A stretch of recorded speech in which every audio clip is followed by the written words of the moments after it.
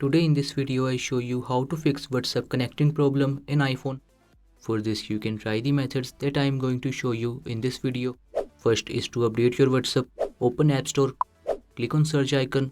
Now tap on search bar and search WhatsApp. Open it. Now if you have any update, then update your WhatsApp so that your problem will be fixed. If update does not fix your problem, then you can try second method, that is reinstalling. Uninstall WhatsApp and then reinstall it from App Store. If your problem still not fixed yet, then check your Wi-Fi or internet connection.